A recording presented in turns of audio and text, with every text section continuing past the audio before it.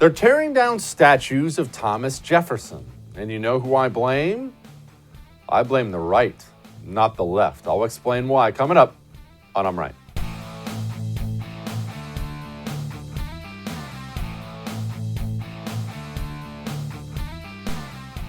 Welcome to I'm Right.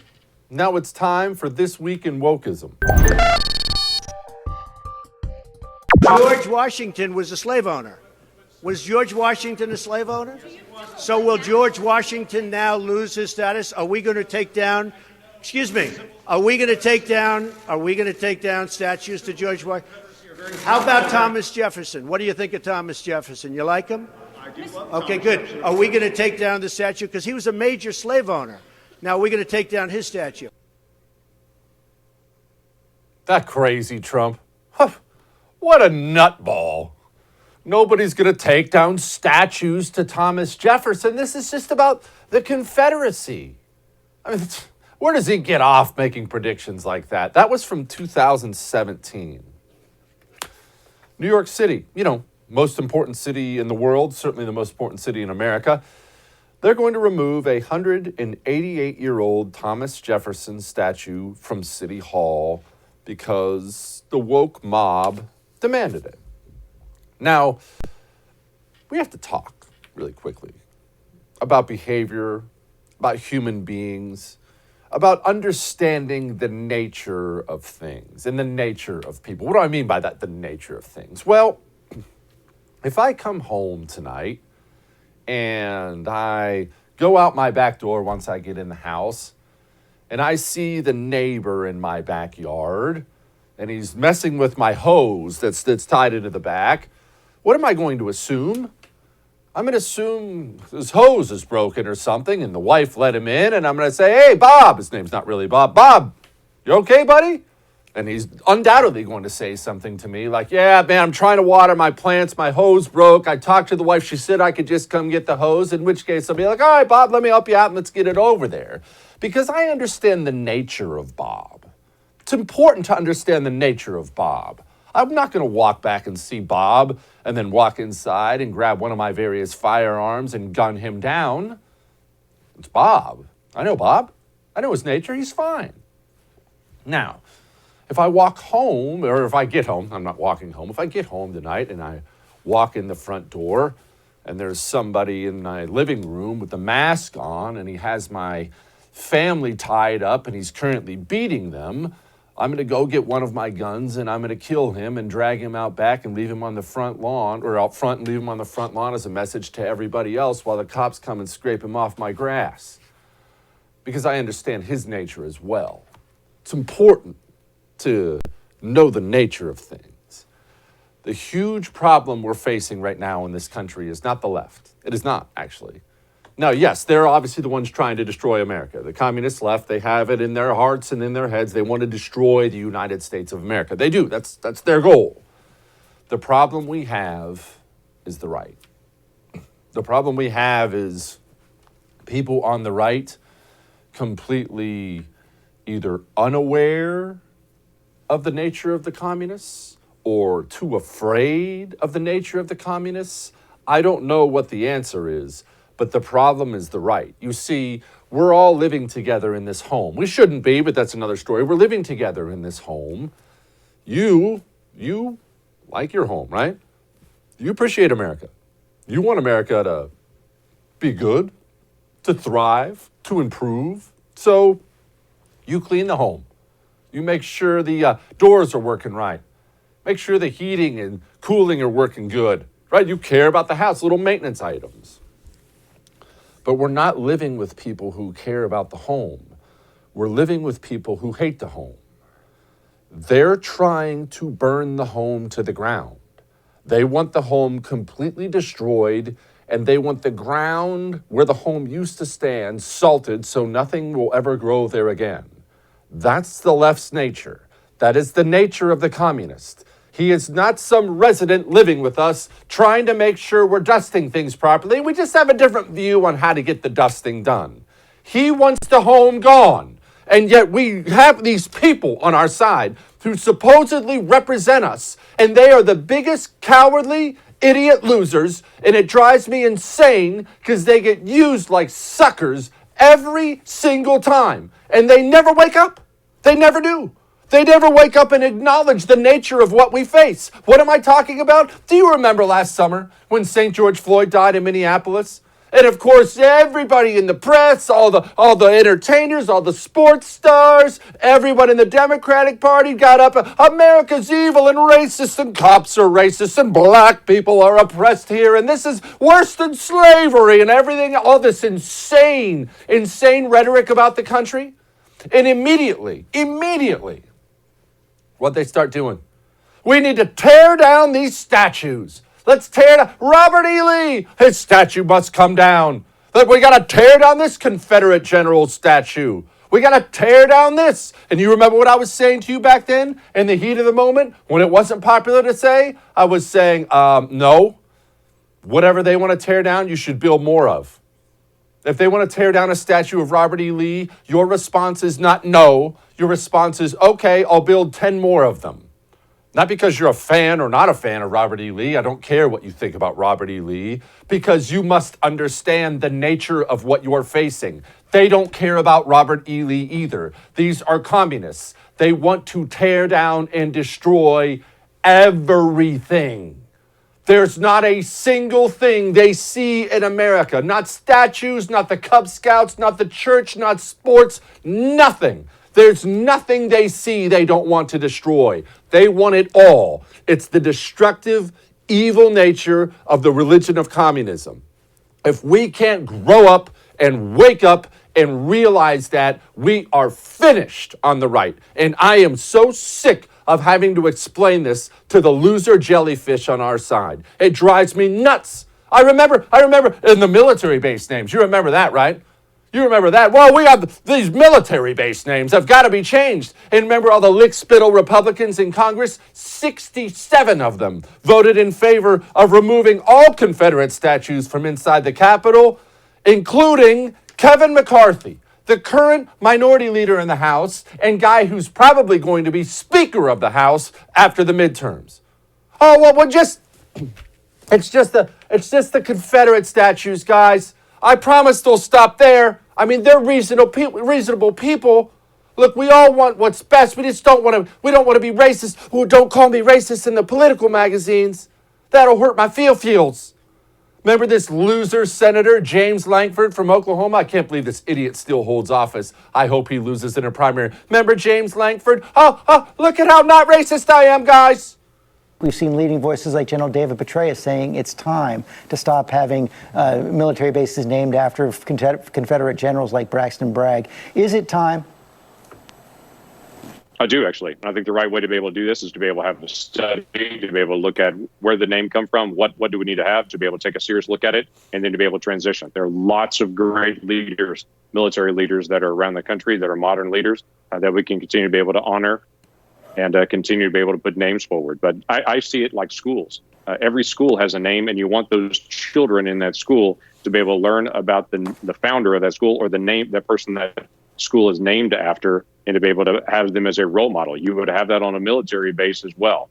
So if you have a military base that is named after someone that actually rebelled against the United States government, then you'd want to be able to go back and look at that name. It should be a pretty basic principle. Okay, before I get upset again, I just want to make sure I clarify this, because apparently we don't teach anything about history anymore in schools. Oh, they'll teach you everything that will make America look bad, but they don't teach anything about history. So let's just make sure we get this clear. I know a bunch of kids who watch the show, or a bunch of families who watch with their kids, so let's be clear about this. The reason we have so many military names named after Confederate generals was because we had this massive thing called the Civil War, where the North fought the South and hundreds of thousands of Americans slaughtered each other. It was an unspeakable horror. Very, very fascinating conflict, by the way, but an unspeakable horror. And when you get done shoving bayonets into each other's faces, as we did when the war finally ended, you have to find a way to live together again.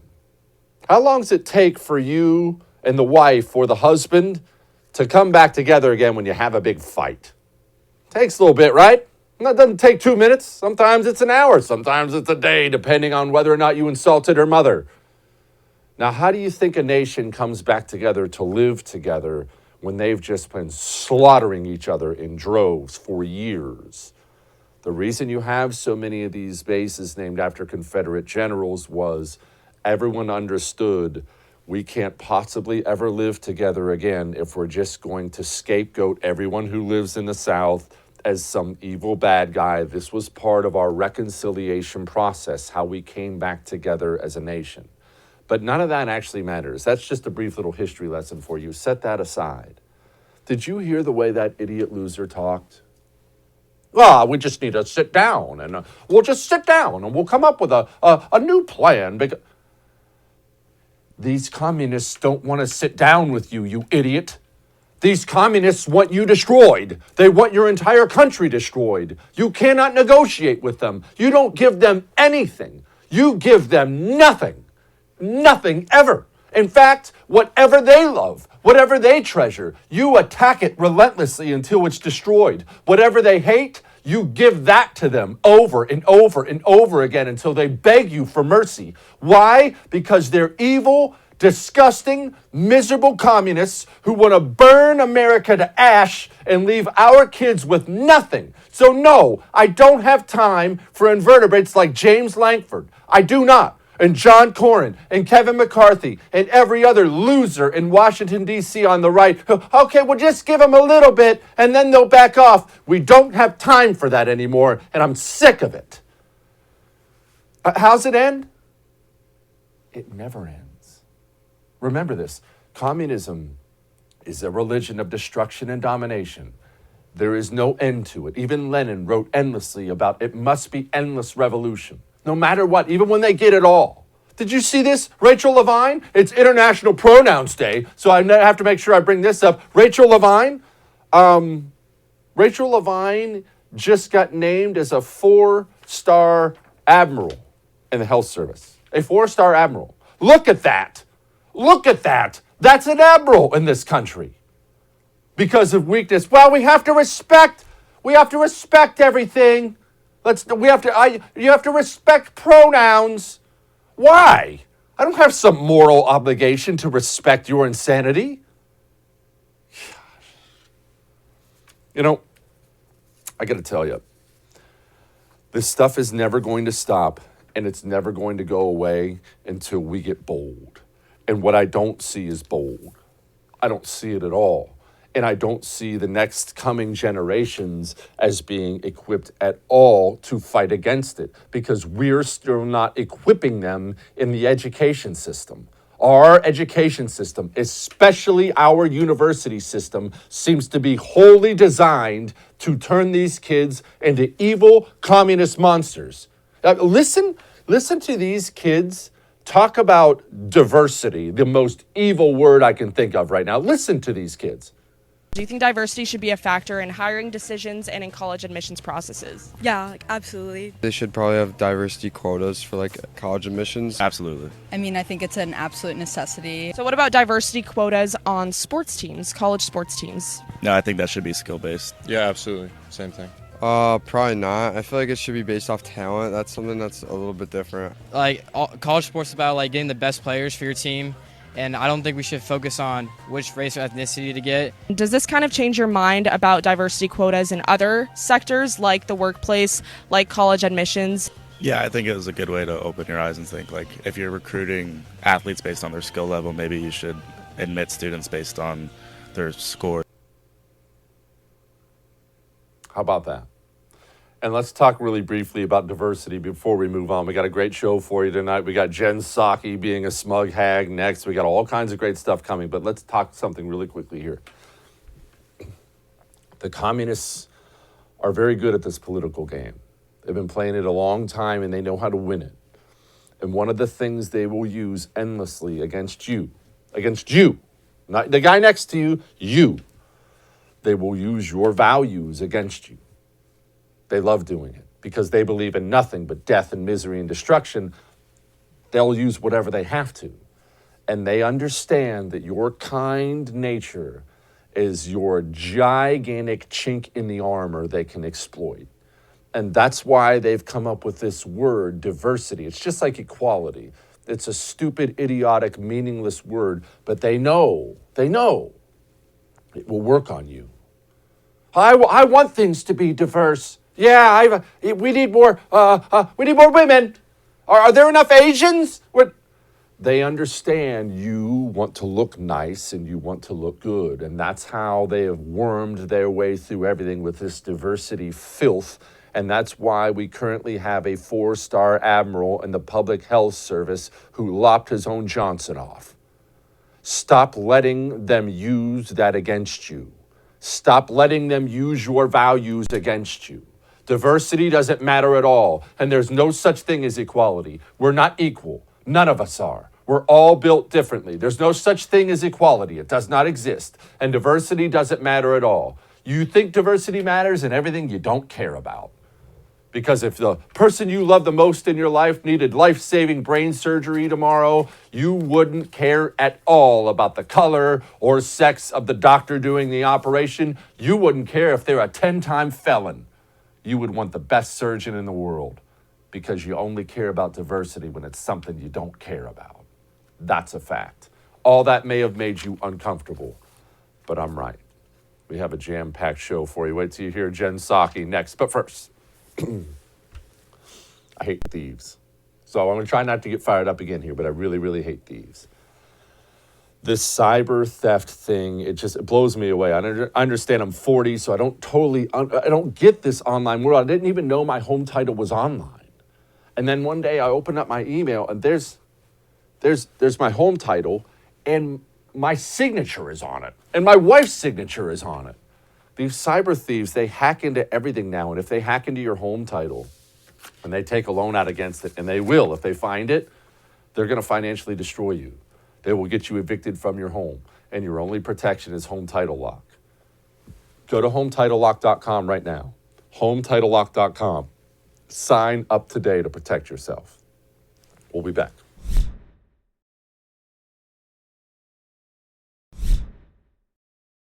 Tone matters a lot. The guys will know what I'm talking about here, especially. You ever come home and maybe you had a long day, a little stressful at the office or something, and you get a little short with the old lady. It's more how you said it than what you said, right? You're gonna have to patch that whole thing over. You might as well just go to the store and get some flowers now. Tone matters a lot, especially when things are hard, when people get down, when people are going through it. Tone matters a lot. Not that I'm rooting for the Biden administration, but I will just say it would be really, really smart for them to dump Jen Psaki. She's just too much of a feminist hag to have the right tone. We not only have supply chain problems now and inflation problems now, they're not even pretending those problems are going to improve. It gets worse from here for the foreseeable future. You cannot have a bitter, smug hag as the face of your administration when people are going through hard times. Tone matters. This stuff ain't going to win Biden any points with the voters. It was crystal clear that things were not improving on supply chain. People couldn't get dishwashers and furniture and treadmills delivered on time, not to mention all sorts of other things. So why is the tragedy of the treadmill that's delayed? Right, right.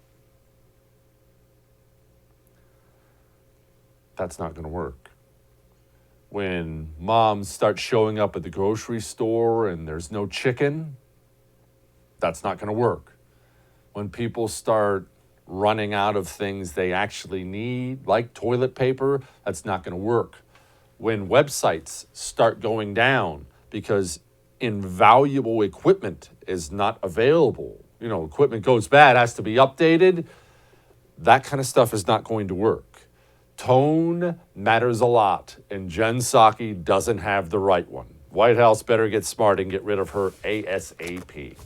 All right. We have such a great show. We still have Thomas Massie on the show tonight. Now, before any of that, was actually just in a car yesterday. I had to take a taxi, don't ask. I had to take a taxi yesterday, and my driver starts talking to me about flipping houses. said he started to get into flipping houses. And I said, it's funny you should mention that. I have something for you, because he is into it. And he sees all his friends making all this money. He doesn't know anything about it. And I said, look, have you heard of flippingmadeeasy.com? Flippingmadeeasy.com, it's a one-stop shop for everything. And I mean everything. You need vendors in your area, they're at flippingmadeeasy.com. You need articles from experts and what do they know, what to avoid, what to do, flippingmadeeasy.com. You need to know what the flipping opportunities are in your area, flippingmadeeasy.com. Go to flippingmadeeasy.com and sign up. Get yourself a platinum membership and use the code Jesse. You will not regret it. You get an extra something special there. Flippingmadeeasy.com. We'll be back.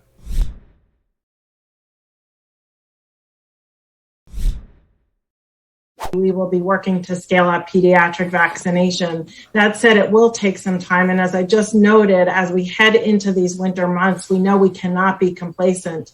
We also know that from previous data that schools that have had masks in place were 3.5 times less likely to have school outbreaks requiring school closure. So right now we are going to continue to recommend masks in all schools for all people in those schools. And we will look forward to scaling up pediatric vaccination during this period of time.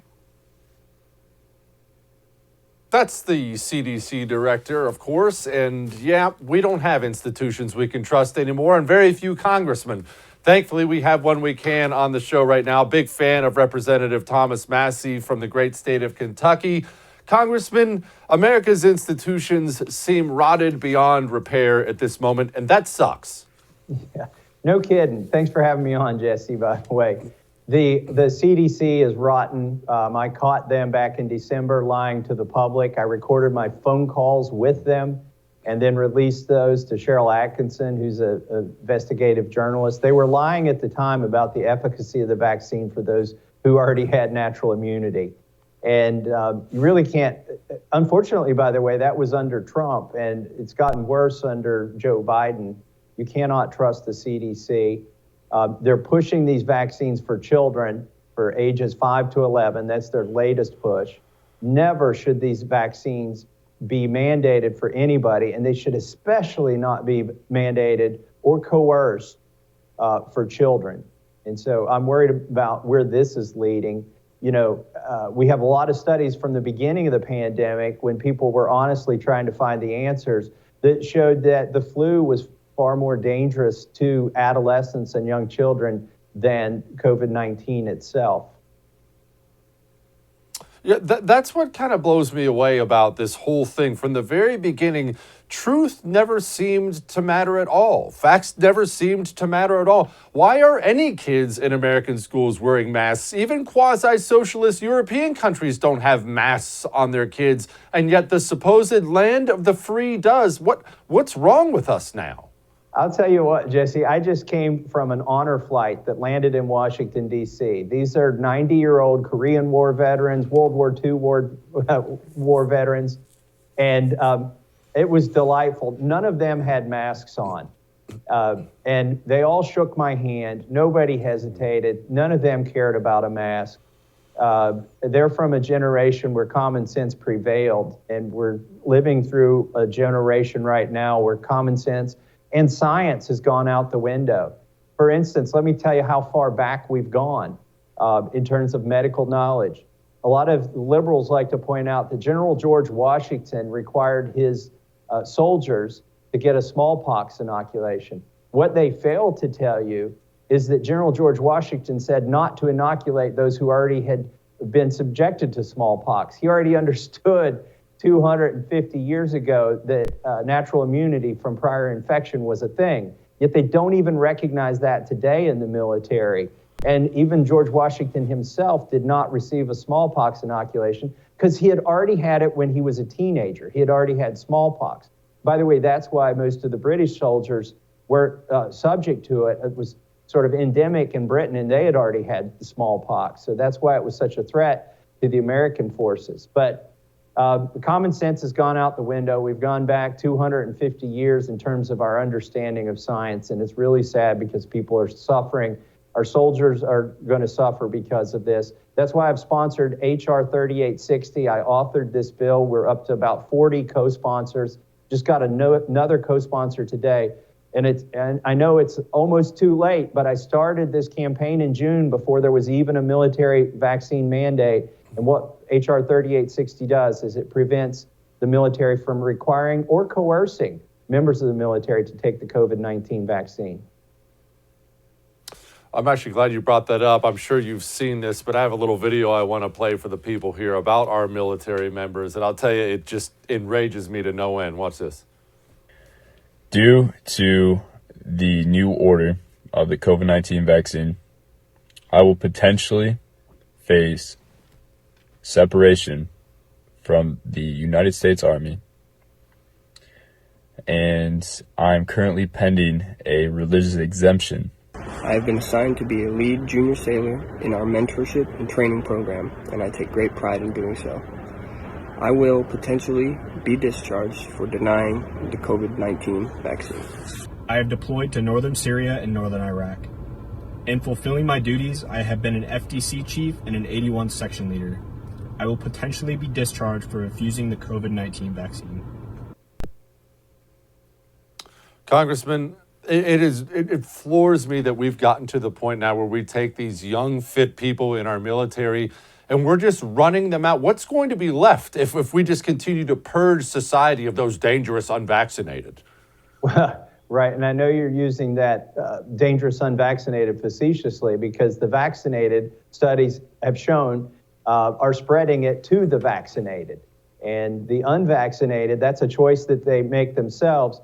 You know, the demographic most at risk for myocarditis is young males aged 19 to 24. Guess what? That is the majority of the enlisted members of our military who, in your videos, you saw they're facing discharge from the military. What they're not telling you is they may face a dishonorable discharge and they may face a court-martial, which would put them in the same category as rapists and murderers and prevent them from owning a gun in their lives. Imagine that. You sign up to fight for for our country, for our Constitution, and then you get discharged because you don't take a vaccine that you don't need or that presents an unnecessary risk to you, and then you lose your rights that you signed up to fight for. This is despicable, and that's why I'm fighting for these folks. A lot of them have already been coerced into taking the vaccine, and I think it's borderline criminal to hold out this false hope of a religious or medical exemption, and then not to grant them to anybody. They are categorically denying them without giving them their due review, and I think that's a violation of what these folks signed up for when they signed up to the military. I think I already know the answer to this question, but are there any Democrats signing on to your bill? There are no Democrats signing on my bill. In fact, and so Nancy Pelosi doesn't want to bring this to the floor for a vote. That is because she knows that these obscene mandates are actually disproportionately affecting some of the demographics in their voting base. There are minorities who don't want to take the vaccine at a higher proportion than some of the other demographics. There are also women of who are working that are of childbearing age who have decided that because they want to have children or because they're carrying a child, they do not want to take this vaccine. You know, young females are typically voters that the Democrats count on. And so Nancy Pelosi is avoiding this at all costs. But we have been able to force this to a vote in two of my committees. On the Transportation Committee, I offered an amendment and forced a vote. Every Democrat voted against my amendment, which would have prohibited the vaccine mandates for travel, otherwise known as vaccine passports. So in essence, every Democrat who serves on the Transportation and Infrastructure Committee has already voted for vaccine passports. We did the same thing in the Judiciary Committee. We forced them to vote against vaccine mandates, but they all voted for it in the Judiciary Committee. That was Tom McClintock's amendment. Congressman, keep doing what you're doing. Big fans on this show. Thank you, sir. Thanks, Jesse. We'll follow you on Twitter, too. Follow me at Sassy with Massie. Appreciate you. Thank you. All right. We got Ken the Court coming next. But first, let's talk about quality. I'll fully admit, I don't love spending money. And there are so many things in life that I'll go cheap on. Right? I'll get the off-brand shredded cheese without a second thought. But when it comes to things that matter for my life, meaning me living another day or dying that day, I buy quality. When it's the life of my family, I buy quality. Your holster is not just a pouch where you keep your weapon. It must last for a long time, because the day it fails you might be the day that failure kills you. If your holster breaks off when you're grabbing it, too much sun, heat, rain, just the years take their toll, you're dead. I buy from Northwest Retention Systems, not because of their great designs. I know everyone loves their designs. I love their designs too. I buy because every holster is custom made right here in America, and they last. It's the best quality gear I've ever had, and I've had a lot of gear. Go to nwretention.com, use the promo code Jesse, get you 10% off. We'll be back.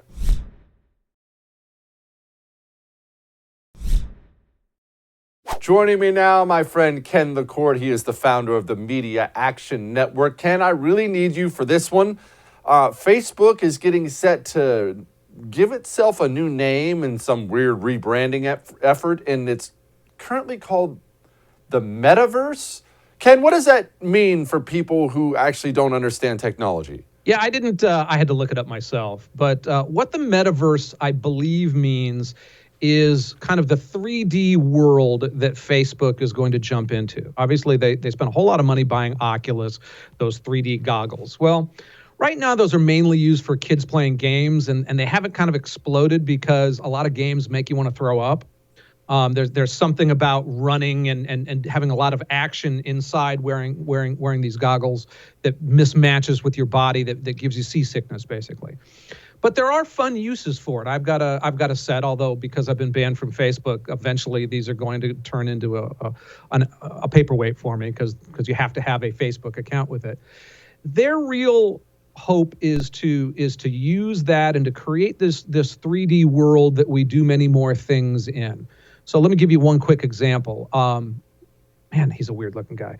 One quick example is they could make an avatar of you, not a simplistic kind of cartoonish one, but you've seen those deep fake things. They could make a 3D imaging of you pretty easily these days, so that if you and I decided, hey, you know what, let's sit next to each other at the ball game that's 500 miles away from either one of us. We put these on. We're at a live event. I look over. Hey, there's Jesse. And you look at me, and we can talk to each other. And after 3 hours and $28, that we just had a Facebook metaverse-like experience, which could be kind of fun. Or it could be creepy as hell. We'll see. Facebook is a smart company. They scare me in many ways, but they're not like a Twitter that just kind of like created the yo-yo and everybody loved it. Facebook has evolved and changed and done all sorts of things. They're very smart, and if this is a viable opportunity, they'll be the leaders in it. I wouldn't doubt that at all. Okay, all right. It's a little creepy, but I got to be honest, it doesn't sound that bad. What perked my ears up about it was Facebook they've gone through the political realm in the past couple of years. They went heavy into the election, hundreds of millions of dollars, just training election workers. Of course, nothing on behalf of Democrats. And then recently we had the clearly fake whistleblower who went in front of Congress and said she needs to censor all these people. And so now this announcement, it just perked my ears up because it's Facebook. Is there a political angle here I might be missing? Look, I think that Facebook has been more reactive to the politics than proactive, in the sense that Zuckerberg was one of the initial ones to say, we didn't get Donald Trump elected, stop it on all this. But then he got pushed. And I think he was pushed by his own employees because, he's got tens of thousands of wokesters working for them. And, they've never had to make a sandwich or get a real job in their life, and they're all making $200,000.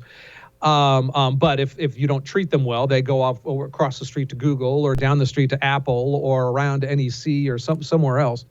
So I view them as a politically reactive company. That doesn't make it good, but yes, I mean, I suspect at some point in the 3D universe, you'll do something that they don't like, and they'll make us stop it. Let's just hope it's not still things like, I don't know, political speech or honest and open debate in America, which is what it's been. Well, wait till they see how many beers I hammer at the virtual baseball game. They All right, might Business not let you Insider. take your goggles off until you're sober. I mean, who knows? Business Insider, quote, Hunter Biden isn't Trump, but what he's up to is bad and deserves your attention, even if you hate Fox News. Okay, now, I admit I see things through certain angles, Ken. When I see the new Hunter Biden stuff start to slowly leak out, and we've confirmed the laptop and this and that, it makes me very, very curious why a press outlet would run with this. Ken, what am I missing? Well, things are getting more serious on that. The biggest, and I just love that headline. It's like, we have to criticize two conservatives before criticizing this crack addict, because we have to virtue signal to you and we don't want you thinking we're a conservative outlet. I mean that one headline just did all of those things in those mishmash of words. I've seen some reports that he and his father shared a bank account that had money coming in from some of these creepy things. I think that I think that press people are also realizing that criticizing Hunter Biden isn't the equivalent of helping Donald Trump win re-election as it was last, September, October. It was like, if we criticize this rotten kid who's done, I keep calling him a kid. He's a middle-aged man, but they just couldn't bring themselves to do that because they knew that would help re-elect Donald Trump, and there's nothing worse than that, obviously. Now they have a little bit more fluidity and ability to do that, and the story's getting worse. Look, the Bidens were involved in a corrupt. Our family we figured out a way to have our family profit big on politics. Dad can't take bribes, but you over there, kid, when you were and young man now, you can take huge no-show jobs. And by the way, make sure your cousin gets in. You take care of her college expenses. So this was a family business. There's no doubt in my mind about this. Ken, is the Democratic Party close to being done with Joe Biden? I mean, look, his health and mental health, everyone has eyes. Everyone can see this guy's not doing well. There's not doing well, and then there's not doing well in the polls where his approval numbers are absolutely cratering out there. If he's just a big liability and they're just waiting for the time to chuck him out the back door of the White House, why wouldn't that time be soon? I think that most of the mainstream press would rather have Kamala Harris be president. And ironically, most Republicans would really, really want to keep Biden versus her. I mean, look, he's daffy, but he is a lot more moderate than what we would have under a Kamala presidency. I mean, it would be Katie bar the doors. And we're getting some stupidness. We're getting, people going in to run economic positions who really, really don't like capitalism all that much and who really just want to give this socialism thing another try because it hasn't been tried fair yet, according to them. But he was outside of Tulsi Gabbard, who was just laughed out of the party. He was the least liberal of all the Democratic candidates, and the press isn't that way. They're much more woke on him. So yes, I think that they would love to cap him out of that and end up with a Harris presidency, because we all know that Joe Biden can't win re-election. I think that as his mental faculties kind of continue to go, and then he has to start going, even if they lock him in a basement again, it's pretty tricky. So if I'm a Democrat, I want Joe Biden to step down. I want Joe Biden, especially if I'm a liberal, I want him to step down. I want her to be the president running for re-election, because you have a lot of umphs on your when you can control the media, you can control the narrative, you control billions of dollars, you control tens of thousands of employees. And so it's easier to be reelected if you're already president than if you're not. So for the Democrats, especially the liberals, him bowing out and letting her run is the answer. Ken, stories floating around the media, lastly here, stories floating around the media now of In-N-Out Burger thumbing their nose at San Francisco's vaccine mandate rule and saying, hey, we're not the government's enforcement arm. We're never going to do something like that. I'm hopeful this catches on nationwide with corporations. Am I too hopeful? Yeah, I mean, look, In-N-Out is a solid company. They have Christian values, which is why they're getting kind of trashed out by the corporate press.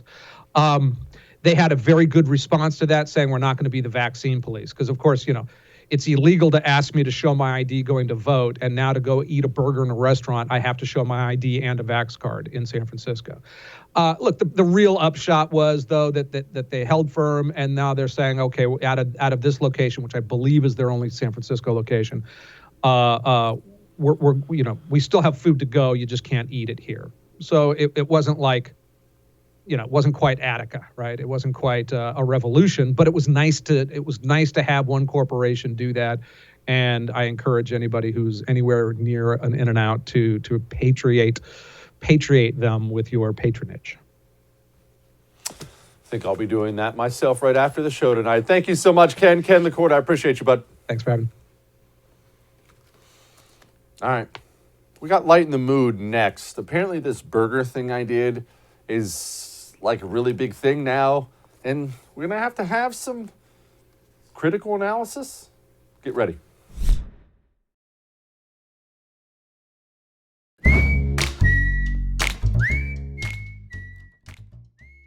All right, time to lighten the mood again.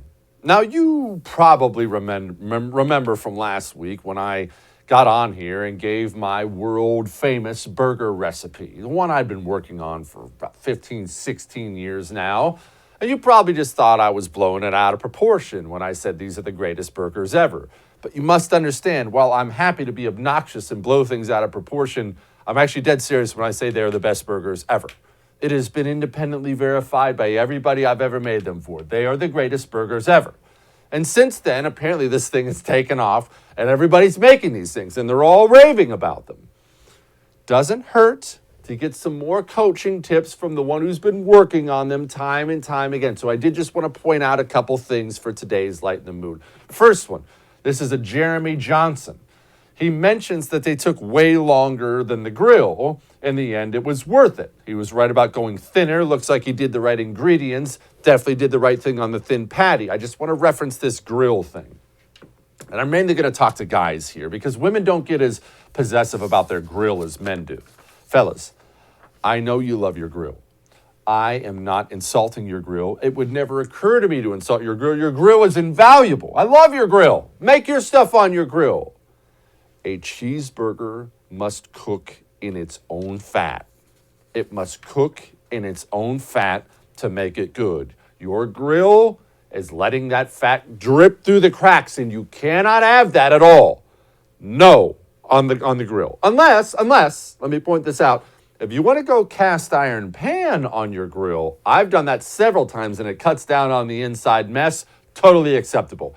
It has to be a flat top of some kind. Let's be clear about that. Next, this one is a Derek Hughes. Of course, saying the Jesse Kelly burger is as good as advertised, as I said it was. I do just want to point out a couple things here. I'm glad whatever those green thingies aren't on my burger, so I'll at least give Derek props for that. Let's try to keep that green stuff out of the picture from now on when you're sending your burger pictures to me. Another thing, I'm looking at this picture, Derek, and right up there by the cheese at the top of the bun, you know what I'm seeing, Derek? That looks like ketchup. We had this talk. I thought we had this talk. I understand every other burger you've ever had needed condiments. Whatever your condiment choice is, mayo, mustard, ketchup, but I understand it. Every other burger needed that, and I'm not insulting you. Put your condiments on your other burger. My burger doesn't need condiments. Meat, cheese, bun. That's all my burger needs. Don't ever insult my burger with ketchup again. Moving on. Eric says he had his reservations about my burger, but it was revealed to be right. I just want to compliment Eric quickly here. You see the burger in the upper right-hand corner? You see that in the upper right-hand corner? Look at that burger. Look at how much Chipotle Tabasco sauce is in that burger. That's how it's done. I want to caution you again. If you're worried about heat, if you're not a spicy foods guy, don't be. Most of the heat cooks off. Drown it in Chipotle Tabasco. That's the star of the show. And lastly, this is Cactus Girl. Said she made these burgers, so on and so forth. They were the best ever. Of course, I know they're the best ever. Props to her for making the burgers. Just want to point out one thing. This is no insult to her. It's her first time. I had to make these things for 16 years before I perfected them. They do look a little thick. Try and thin them out a little bit more next time. I know that's easier said than done. Just make sure you work them on thinning them out. And see that picture in the upper right? That's multiple burgers at once. My burgers are not some pickup truck you just chuck things in the back of and then drive to work. My burgers are like a precious, precious flower. You must make them one at a time. And people are like, oh, that takes too much time. Really? Did Picasso rush through his paintings? You make my burgers one at a time. Each and every burger deserves your individual love and attention. All right. If you're asking the whole time, where's this burger recipe? We're all over it on the first. We're well aware of how insanely popular it is. We're going to have it out there everywhere for you. Okay? I'll see you tomorrow.